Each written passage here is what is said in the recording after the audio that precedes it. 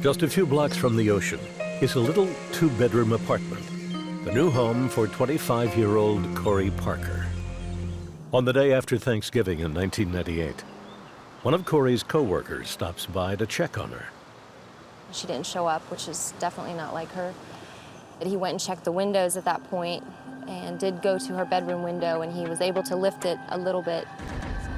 And he saw her foot covered in blood.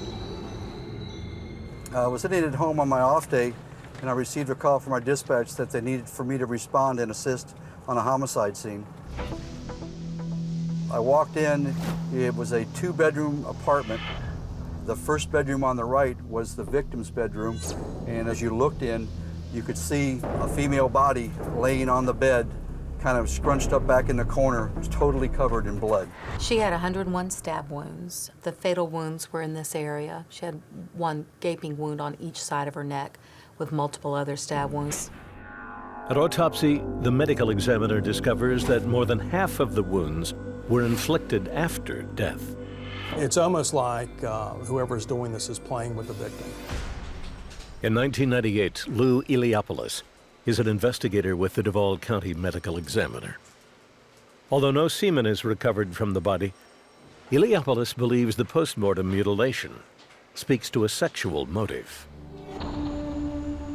Iliopoulos tells detectives to look for someone with a history of sex crimes, perhaps someone in the neighborhood who knew Corey came home alone late at night. Back at the apartment, Jim Choate searches for trace evidence and finds what appears to be a strand of human hair near the victim's body. Then Choate moves to the suspected point of entry, an open kitchen window. The windowsill, as you go out to the outside, had blood on it, on the outside of the windowsill. And it appeared like there was a small little area of blood in the kitchen cabinet area. The spot on the inside was probably the size of my fingertip, my little fingertip. The outside was just like somebody had actually taken their fingers in blood and just placed them down. Choate scrapes the blood and sends it to the state crime lab. Initial tests indicate that the blood does not belong to Corey Parker. While a full DNA profile is being worked up, detectives hit the streets looking for someone who wanted Corey Parker dead. We decided to put a poster together and also conduct some news interviews to possibly elicit some information from the public. The posters go up. A media blitz ensues. Shocking new details. And the plan works. A local woman named Julie Sedgwick walks into the office of Assistant State Attorney Angela Corey. I mean, we didn't know if he had done it or not. We just thought we had information that could be pertinent. He is Robert Eric Denny, an ex-dishwasher at the restaurant where Julie Sedgwick worked. In the days after the murder, Denny was often absent, and then suddenly skipped town. The DA's office does a little checking and begins to connect the dots between Robert Denny and Corey Parker. We start learning that he had lived in the apartment directly behind her and had the clearest view because his bedroom looked right down onto Corey's apartment. I don't think you ever overlooked the physical evidence. The DA assembles a team of investigators to background Denny. That was one of the initial things that we had for a red flag. They get some of their best information from the suspect's sister. She had kicked him out of her apartment because she woke up at 3 o'clock in the morning and he was standing over her watching her sleep. And she just was creeped out over that. In fact, the team learns that the Denny family is the picture of dysfunction.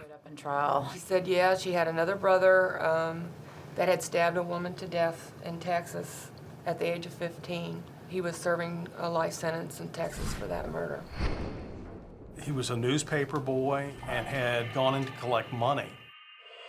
And as the young lady, and I think she was like 27, As she turned around to get her money, she turned back around and he just started stabbing her for no reasons. I think he stabbed her 106 times, Billy? It was 97 times, and when she went to get her purse to get her money to pay him for the paper money that she owed him, he locked the door behind him and turned and attacked her and killed her.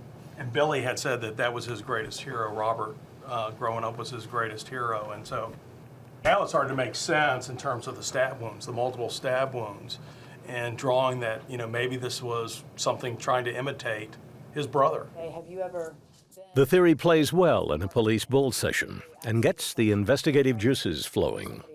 We agree that this was a viable suspect, the fact that we had physical evidence for comparison. We needed to make a plan to go after Robert Denny. Denny now lives in a small town in Maryland. Before the Florida detectives book a flight, there's one more thing they need to do. We want to formulate some type of a plan that will allow us to get his DNA without him knowing that he's a suspect in the murder case that we know about him in Jacksonville. The team's plan is ambitious. They make up a story about a fictitious crime spree and bring Denny in for questioning. Secure in the knowledge he is innocent, Denny should be at ease, and police hope willing to provide a sample of his DNA. Robert Denny is given the once-over by detectives, then asked to provide a saliva sample for DNA testing. Well, with that, you could start to see the body language. When they started mentioning DNA, he just started crossing his arms and backing away from the investigator. Denny declines to give a sample for DNA testing. In a parking lot behind a strip mall, cold case detectives watch a 19-year-old murder suspect on a smoke break.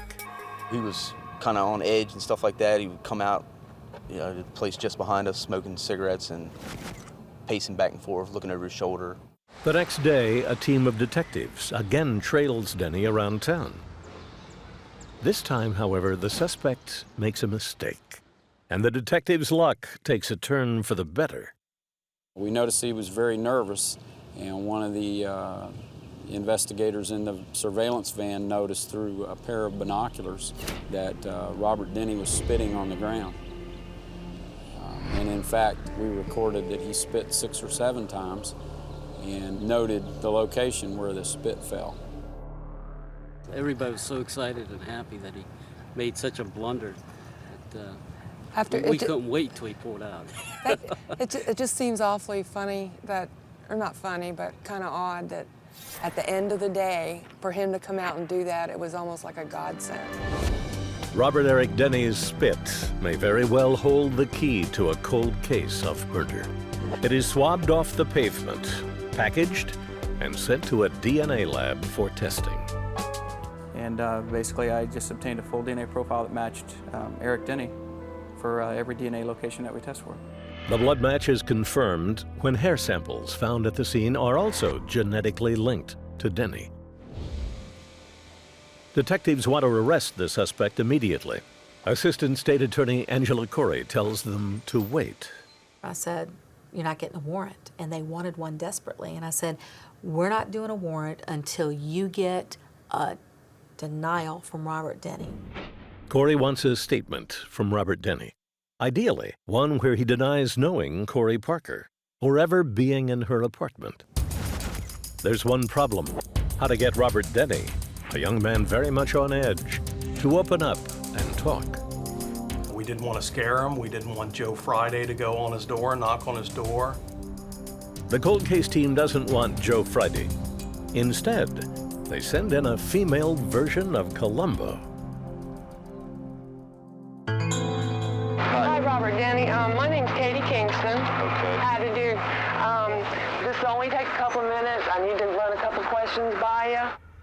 Detective Katie Kingston puts on a wire and knocks on the door of a 2-story house in the suburbs. It's where 19-year-old Robert Denny lives with a 49-year-old woman he met on the internet. I decided that I was going to be a person that was a silly type Southern female who just had little odd and end jobs to do in the detective division. Do you know Corey Parker or ever talk to her? Show picture. That's Corey Parker. No. Did you ever go to her apartment? You never went to her apartment? No. I could hardly contain myself. I was thrilled because I knew that that was going to nail it for us. Kingston's play dumb routine works, as Denny's statement gives him no way to explain away his DNA found inside Corey Parker's apartment. 3 hours after Kingston leaves, police return to the suspect's home, this time with an arrest warrant. Robert, what I'd like to do right now is I'd like to advise you of your constitutional rights, okay? Listen to me.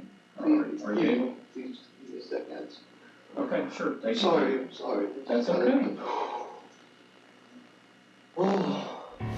Inside a police squad room, Robert Denny's world begins to crumble. The state's case rests mainly on DNA evidence. Blood in the victim's kitchen matches Robert Denny, as do hairs found on Corey Parker's body. I've been doing murder cases for a long time. I don't see a 17-year-old boy who no witness ever suggested the two of them had exchanged so much as a hi, or how are you, getting up in the middle of the night, going next door and finding unerringly the only unlocked window in the neighbor's apartment, crawling in and stabbing this person 101 times. In the third week of his trial, the defendant takes the stand. Miss Corey, I didn't kill Corey Parker. How did your forcibly removed hair get on her bloody, rolled up underwear next to her body? I don't know. Never denied it was his DNA, and on cross-examination, never came up with an explanation for it. His exact words were, "I don't know." In fact, I think I called him Mr. I don't know in my closing argument. On April 28th, the jury is sequestered in a conference room to decide Robert Denny's fate. Members of the jury, have you reached a verdict? We, the jury, find the defendant guilty of murder in the first degree as charged in the indictment. We, the jury, further find that the killing was done with premeditation. Robert Denny is sentenced to life in a Florida prison without the possibility of parole.